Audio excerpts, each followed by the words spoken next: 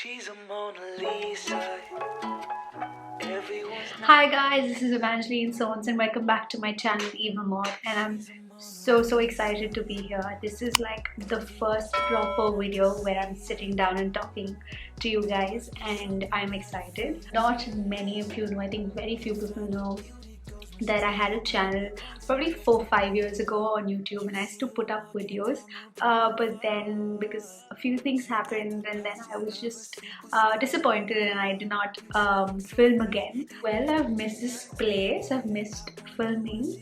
I am a little bit awkward and nervous to sit in front of the camera and talk, but I'm getting used to this whole jam now and I'm excited to be back. I'm very excited to be back. I hope that I can share what I've learned, and being a makeup artist, it's a process. You keep on learning every single day, and I'm glad I have a platform where I can share it with you guys and I can connect with you. So yeah, I am so very excited. I must have used the word excited so many times now, but having said that, I am excited. Okay, without talking too much, I am straight away going to get into the video. So for today's video, I'm sure you've read the title. I'm just going to talk about foundation and what to do, what not to do, and what are the things that you should be following like very strictly when you do your foundation. This is what I've done. Also, if you like the eye makeup here, I will be posting this in my Instagram, so do not forget to follow me on Instagram. Without talking too much, let's get straight into the video. So the first thing that I'll be doing is moisturizing my face, and I'm using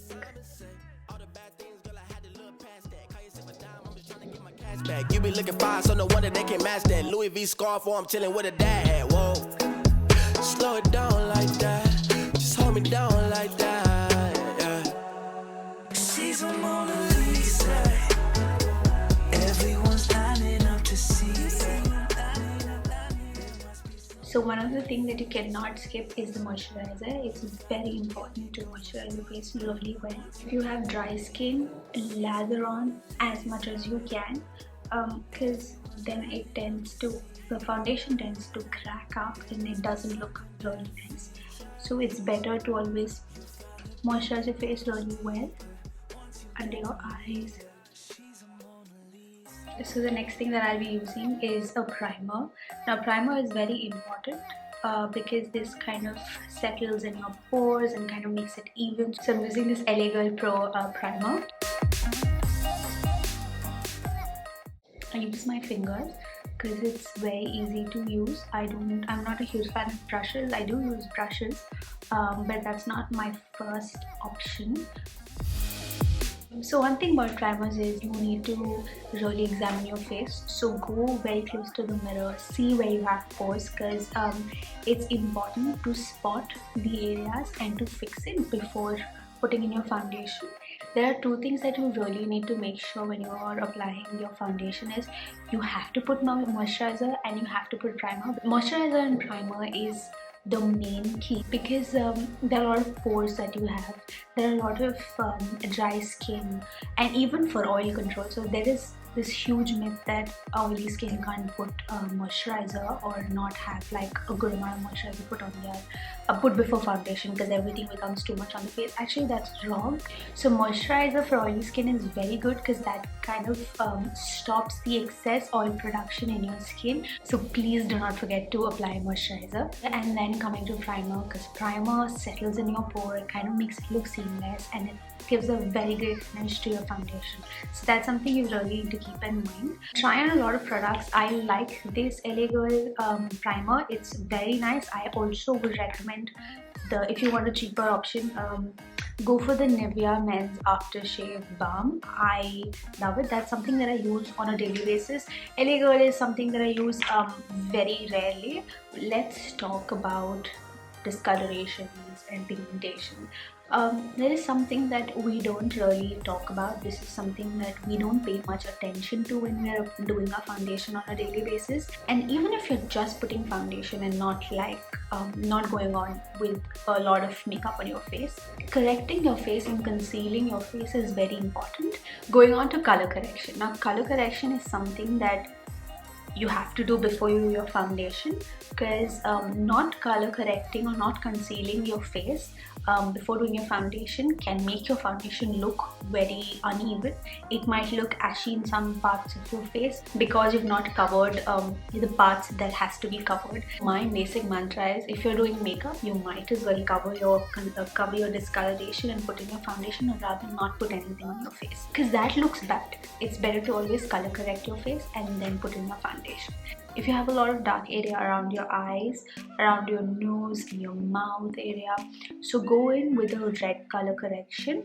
So now this is something that I use. You can mix this, take it, scoop it out a little bit, and mix it with your foundation a little bit and make it almost like a peachy tone if your under eyes are not very dark. I'll be using this.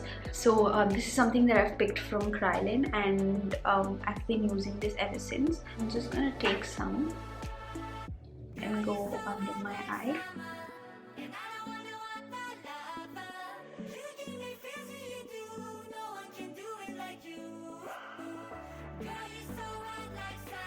Now I have few patches around my nose, so I'm just going to color correct that as well. And then comes to my mouth area. Don't worry, I'm going to blend this all in. So the idea to color correct is that you even out your skin. So when you put your foundation, it's just going to look one color, but it's also important that you color correct really well. Honestly, you know, there's this thing where you always think that, oh, there's so much to make up and there's so much that you have to do and it's difficult, but honestly it's not. The thing that I'm struggling right now with my foundation is, so I have a sensitive skin, and I suddenly start reacting to products. There are products that I've been using for so many years, and suddenly I started getting reactions and allergies. So I've been going off makeup quite a lot now, but any foundation that I put right now, any primer I use, any moisturizer, anything that I do, my makeup doesn't stay in this part, my smile lines. It just does not stay. It just slips off immediately. So it gets very challenging when I have to film a tutorial, but you know, you have to do what you have to do. By the way, I'm using this sponge. Ever since I've learned makeup and ever since I've started doing makeup, this is the kind of sponge that I've been loving. It's very soft and nice. If you're wondering why I'm looking down, it's because I have a mirror here, magnifying mirror, because your girl can't see. Just blend it really well. Use a sponge, use a brush, you can even use your fingers, so that is up to you. One thing that I like about sponge and beauty blender for that matter is when you have excess product just on your face, in the end, when you put your base or your concealer or your corrector, just go in with a sponge. It will just pick up all the excess product that's on your face. There are two things that you have to do when you do your makeup. It's like a basic rule. You have to follow it. One is to blend.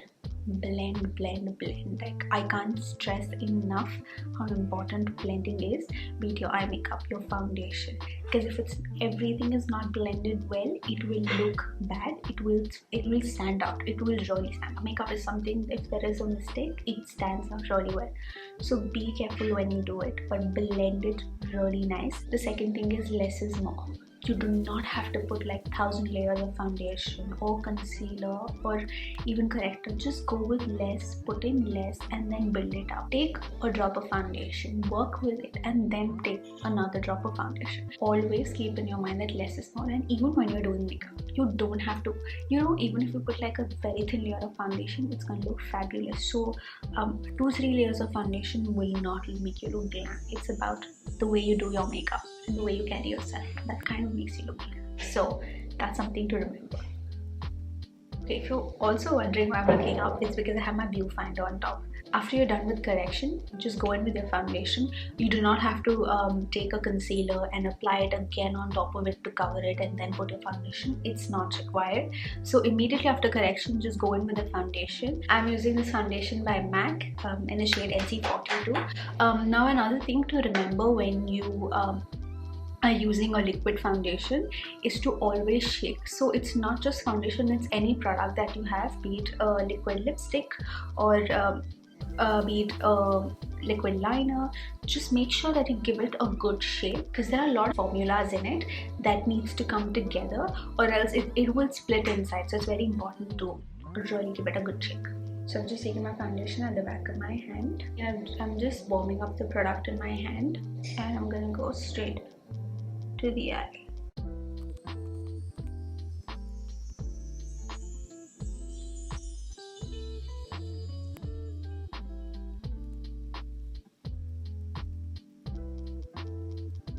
Let me know if this was helpful. Let me know if this kind of helps you out with the whole bit of foundation and how to apply it, and if this session kind of helps you out. I'm trying to make series on kind of how to do foundation, contouring, highlighting, baking. So let me know if something that interests you. I would love to do it. I'm going to use a flat brush. I'm going to take some product and I'm just going to go and blend it. One tip for people who struggle with dry skin: even after putting a lot of moisturizer before you do your foundation, it still look very dry and it's cracked. What you can do is when you put your foundation, and take your foundation and mix it with your moisturizer. That is going to make it the consistency more thin, and it's going to add a lot more moisture to your skin. So you can do that. Try that and let me know if that works for you.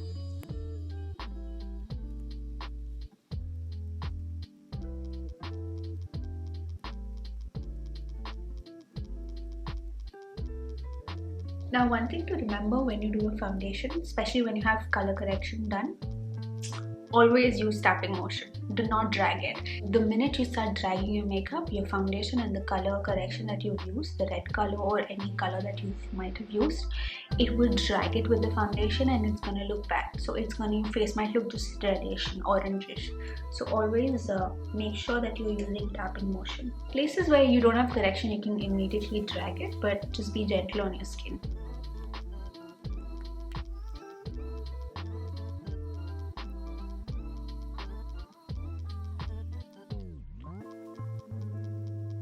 So when you're applying foundation on your forehead, make sure that you blend it with your hairline. So try and push it upward, and in the end you can take a stippling brush and just blend it into the hairline.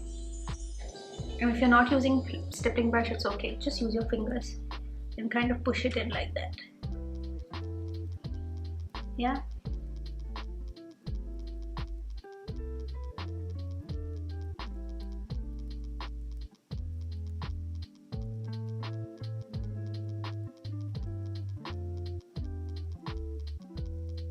I'm going to take the sponge again and use the other side of it.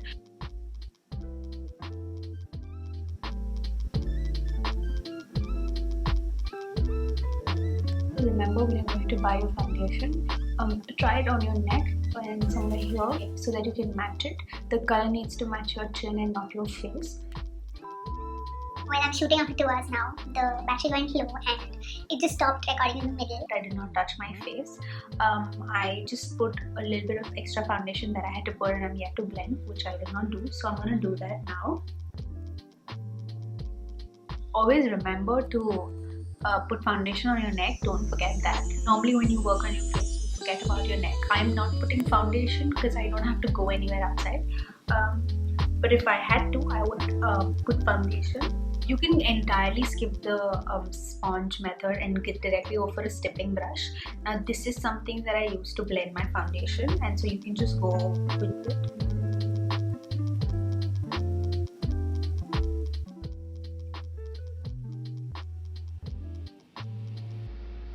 Coming to the part where I would powder my face, you can use a compact powder, you can use a translucent powder, any loose powder would work. I'm using this translucent powder. It's in the number 11, tier 11. So this is how much it is. I'll leave all the information in the description box down below and with the links, so it's very easy for you to find it. Now this is how much I've taken. I'll just tap the excess on the plate. So once I've taken the powder on my brush, before applying, for the last time go with my ring finger and just tap it. And just keep looking up and just tap and blend everything, because you know we have a lot of fine lines that blended and don't want it to crease. Just look up and apply this. Now I tend to leave the powder here like that because I like for the powder to like really soak in and really settle.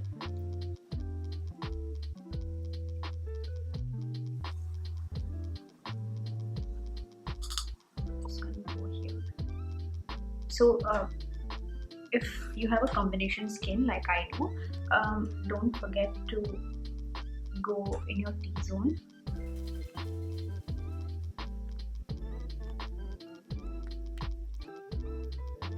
So once I'm done putting the powder here, I'll just take whatever remaining is there and just put it in other parts of my face. If you have fallouts like this, like I did on my eyebrow, just take a spoolie and just brush it off. So once this step is done, what I would normally do is I would take my eyeshadow palette and I would go on my lower lashes and fill in with colors. Once that's done, I would dust off the powder.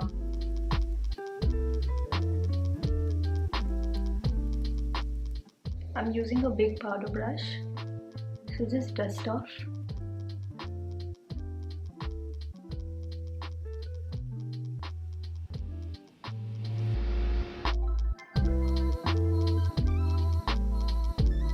So yeah, this is how it looks.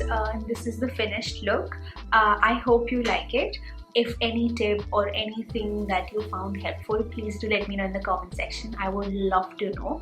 I had a lot of fun doing this. Also, if you like this look, please don't forget to like this video and don't forget to share it with your people. I hope this video was helpful and I could help you out in some way. Also, please don't forget to check my social media account. I've put the links down below, and do not forget to follow me on Instagram, especially because I'll be posting this eye makeup look on my Instagram channel. Watch out for that space as well. I hope to see you guys soon again, and whatever request you have, please leave it down below. It's good to know what you want, and it's good for me to put things that you would like me to do for you guys. So yeah, please subscribe to my channel. It would be really encouraging. Very excited to be back again. But until next time, bye. Everyone's lining up to see her. There must be